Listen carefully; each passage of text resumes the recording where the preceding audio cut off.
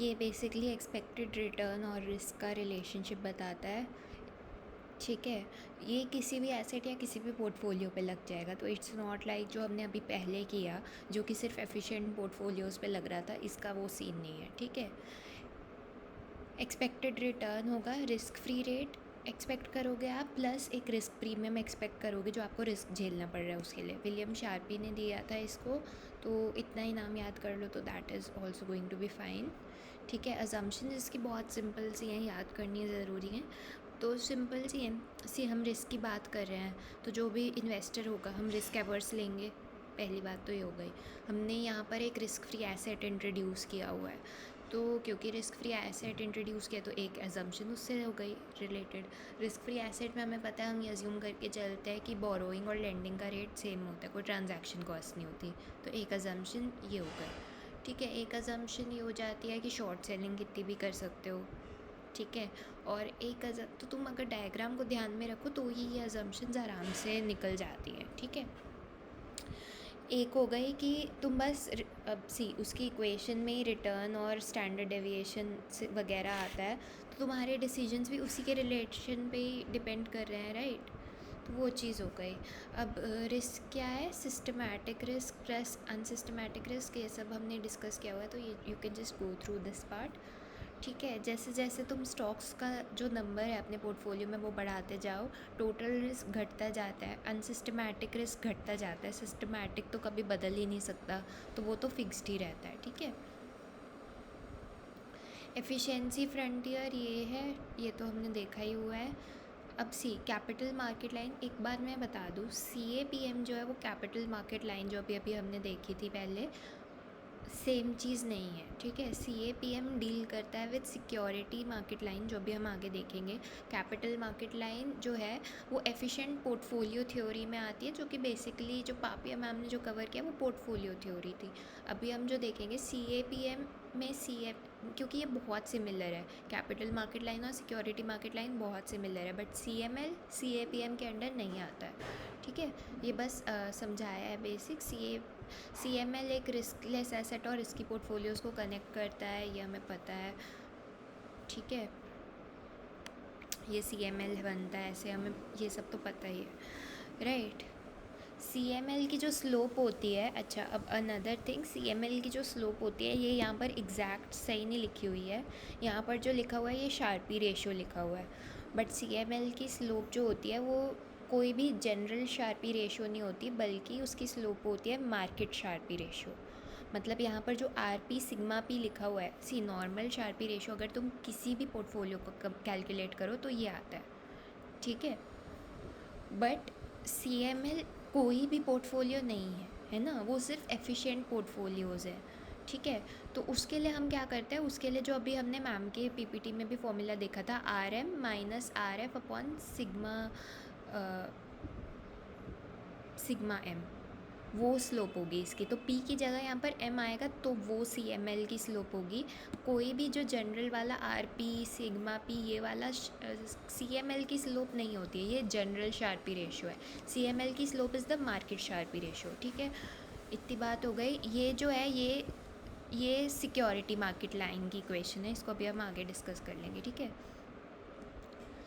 तो ये तो हमारा CML ही चल रहा है, इसमें तो कुछ अलग है नहीं, ठीक है। CML जो है यही है, हमें पता है, तो इसमें तो कुछ भी अलग नहीं है। अब आ जाते हैं CAPM से रिलेटेड SML पे, ठीक है। CML एफिशिएंट पोर्टफोलियो से रिलेटेड है, जैसे कि मैंने कहा। SML जो है सेम रिलेशन लगाता है बट सिक्योरिटीज़ को, तो कोई सी भी सिक्योरिटी हो, एफिशिएंट इनएफिशिएंट कुछ फ़र्क नहीं पड़ता, आप उस पर SML लगा सकते हो, ठीक है। तो अब अगेन सी बहुत सिंपल सी चीज़ है ये। अभी हमने बात की थी ना कि जो पोर्टफोलियो है उसके लिए तो सिग्मा P इज़ फाइन, उसके लिए variance can be use, standard deviation can be used, but हमने बात की थी कि जो हमारा इंडिविजुअल सिक्योरिटीज़ है उनका रिस्क मेजर करने के लिए sigma P is not an appropriate measure, right. तो उसी चीज़ को सही करते हुए हम उसकी जगह पर बीटा यूज़ करेंगे यहाँ पर। तो ये बहुत सिमिलर है उससे ही। RI जो कि है return on any ith security is equal to RF plus beta into RM minus RF। ठीक है, जो भी रिटर्न है बेसिकली एक सिक्योरिटी पे उसको दो टुकड़ों में तोड़ा जा सकता है। एक तो रिस्क फ्री रेट तो उसको देना ही देना पड़ेगा क्योंकि आपने अपने पैसे उसको दिए हैं, तो उसको कम से कम टाइम वैल्यू ऑफ मनी जितना रिटर्न तो उसको देना ही पड़ेगा ना। दूसरी चीज़ वो आपको कंपेंसेट करेगा रिस्क उठाने के लिए। वो रिस्क के लिए कैसे कंपेंसेट करेगा, RM माइनस RF कर लो। मतलब अगर कोई सिक्योरिटी जो है वो लेट्स से उसका बीटा जो है वो 1.5 है। बीटा क्या होता है, बीटा होता है बेसिकली, अभी हम उस पर आएंगे। बीटा बेसिकली अगर ये समझो कि बीटा अगर 1.5 है तो दैट मीन्स कि तुम्हारी सिक्योरिटी मार्केट की सिक्योरिटी मार्केट के पोर्टफोलियो से 1.5 टाइम्स, मतलब जब मार्केट 1% से बढ़ेगा तो तुम्हारी सिक्योरिटी का जो रिटर्न है 1.5% से बढ़ेगा। जब मार्केट 1% से गिरेगा तुम्हारी सिक्योरिटी 1.5% से गिरेगी। ऐसा बीटा का मतलब होता है। जितना ज़्यादा बीटा हो, वो हमने बात की है कि उतना ज़्यादा रिस्क होता है, राइट।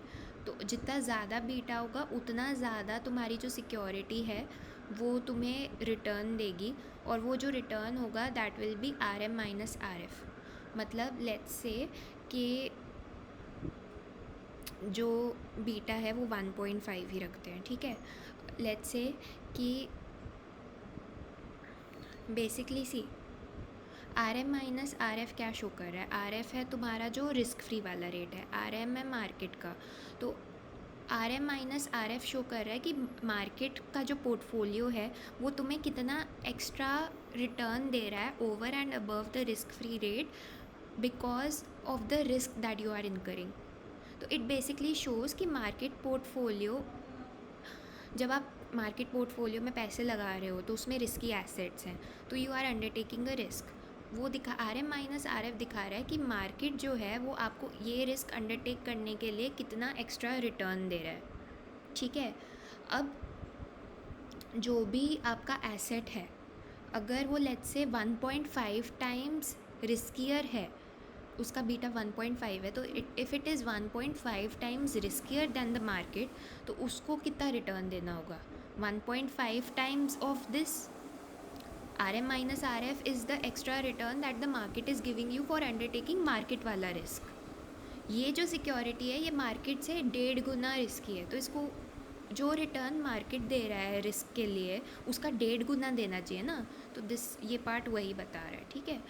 बीटा क्या है, अब हमने बात की थी कि मार्केट की सिक्योरिटीज़ के लिए variance standard deviation is not appropriate. तो ये बीटा जो है बेसिकली वो होता है कोवेरियंस अपॉन वेरिएंस, ठीक है। SML is local of combinations of risk and expected return of correctly price securities, ठीक है। तो जो सिक्योरिटीज़ सही से प्राइस की गई हैं उनका जब आप रिस्क और रिटर्न को जोड़ देते हो, ठीक है, उनके रिस्क और रिटर्न वाले पॉइंट्स को जॉइन कर देते हो, तो that is when you get SML, ठीक है।